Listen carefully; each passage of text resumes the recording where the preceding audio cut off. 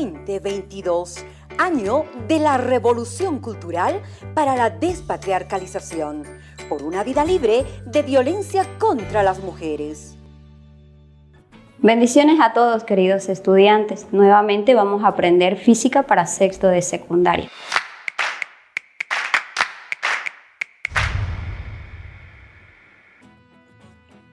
Clasificación de los condensadores. Recordemos que los materiales conductores permiten el flujo de los electrones, por consiguiente la acumulación y movimiento de las cargas eléctricas. Dentro de estos encontramos el bronce, el acero y todos los metales. En cambio, los materiales aislantes o dieléctricos no permiten el flujo de los electrones. Por consiguiente, no acumula carga eléctrica. Dentro de estos encontramos los materiales de papel, polipropileno, policarbonato, el poliéster, la mica y un simple vacío.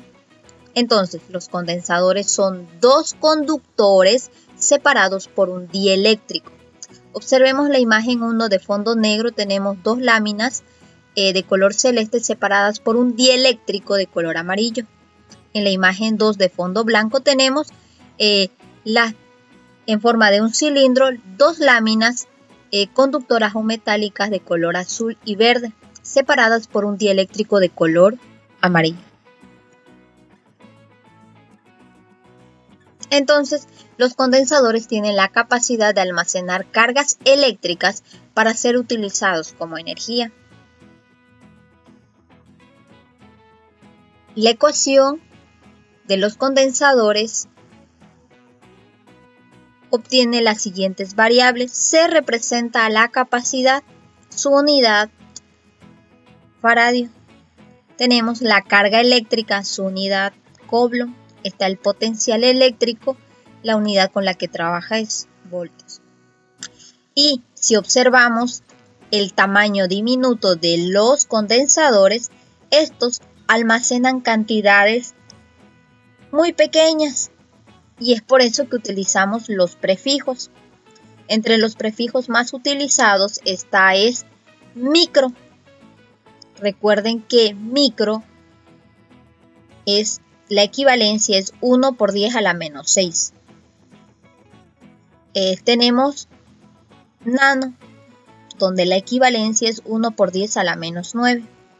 Tenemos pico, que la equivalencia es 1 por 10 a la menos 12 coulomb, faradio o voltaje. Puede ser reemplazado por cualquiera de las variables que nosotros necesitemos.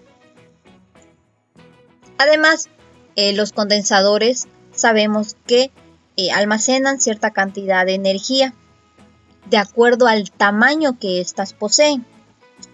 Pero también influye el área y la distancia de separación entre las láminas, acompañadas por el dieléctrico. De acuerdo al dieléctrico utilizado, tenemos las siguientes constantes. Una tabla donde debemos variar las constantes eléctricas de acuerdo a las cantidades que nos indican en la tabla. Los condensadores se clasifican en fijos y variables. Los fijos tienen categorías de acuerdo al material usado como dieléctrico.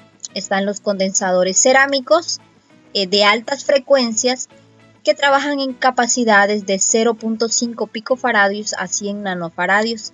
Están los condensadores de película plástica que trabajan en circuitos de bajas o medias frecuencias. Las capacidades con las que trabajan son altas, hasta 1000 voltios. Están los condensadores de papel. Las capacidades con las que trabajan son de 100 pico a 1 microfaradio. Y por supuesto están los condensadores de mica, material muy estable que lo convierte como un gran aislante. Las capacidades con las que las encontramos es de 1 picofaradio a 100 nanofaradios. Y para finalizar tenemos los electrolíticos. Estos condensadores se trabajan en circuitos de corriente continua y también de corriente alterna. A diferencia del resto, estos poseen polaridad. Trabajan con capacidades mayores a 1 microfaradio y se clasifican de acuerdo a la banda fina que los separa. Está de aluminio y de tantalio. En los condensadores variables se clasifican en 2, variables y ajustables. En los variables son accionados por medios mecánicos mediante un eje. Los empleamos en circuitos de sintonía de los receptores de radio. Las capacidades con las que trabaja son de 5 picofaradios y 500 picofaradios. Están los condensadores ajustables, como su nombre indica, su capacidad varía en función de un voltaje externo aplicado a sus terminales. Los podemos encontrar entre capacidades inferiores a 0.4 picofaradios, estos usados generalmente en microondas, hasta superiores a 2000 picofaradios, este último usados en altas frecuencias o en circuitos de sintonía de radio y televisión. De acuerdo a la cantidad de energía que yo necesito, los condensadores se pueden conectar en serie y en paralelo para obtener capacidades menores o mayores. En los diagramas de circuito, un capacitor se representa con cualquiera de estos símbolos que ustedes están viendo en imagen. Cuando conectamos condensadores en serie, recuerden que la capacidad total disminuye y la determinamos con la siguiente ecuación. El voltaje total aumenta y la carga total es igual en cada uno de los condensadores. En cambio, cuando conectamos condensadores en paralelo, la capacidad total aumenta. La trabajamos con la siguiente ecuación. Y el voltaje total se mantiene en cada uno de los condensadores. Además, recordemos que el voltaje aplicado no debe ser superior al del condensador con menor voltaje de trabajo. Si no cumplimos esta regla, podemos tener accidentes y estos condensadores pueden explotar, causando daños a la persona que está creando el circuito. Además, recordemos que la carga total aumenta. Como podemos ver, tenemos acá un condensador donde posee 2 terminales o patas. Observen que los terminales tenemos de signo positivo y de signo negativo. Además, dichos terminales están indicados en el condensador con una cinta blanca donde nos indica la polaridad de dicho terminal o pata, que es negativo. No se olviden esto a la hora de conectar los condensadores. Es importante tener en claro la polaridad de estos componentes. En el siguiente esquema tenemos representado 3 condensadores. Tenemos el condensador 1, condensador 2, que podemos determinar la carga y el voltaje. Tenemos el condensador 3 de color amarillo, donde podemos determinar también la carga y el voltaje. Ahora bien, cuando conectemos condensadores en serie, tenemos que acomodarlos de acuerdo a la terminal que estos poseen.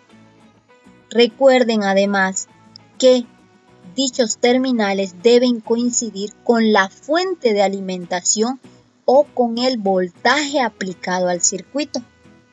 Entonces, observemos que la fuente de alimentación, terminales positivo y negativo, se conecta con la pata positiva del condensador. La pata negativa del primer condensador se conecta con la pata positiva del condensador 2 y la pata negativa o terminal negativo del condensador 2 se conecta con la terminal positivo del condensador 3 y el condensador 3 o el terminal del condensador 3, el terminal negativo del condensador 3 se conecta con la terminal negativo de la fuente de alimentación. Lo mismo vamos a realizar para circuitos donde conectamos condensadores en paralelo. Observemos que tenemos el condensador 1, condensador 2, indicando sus terminales, y el condensador 3.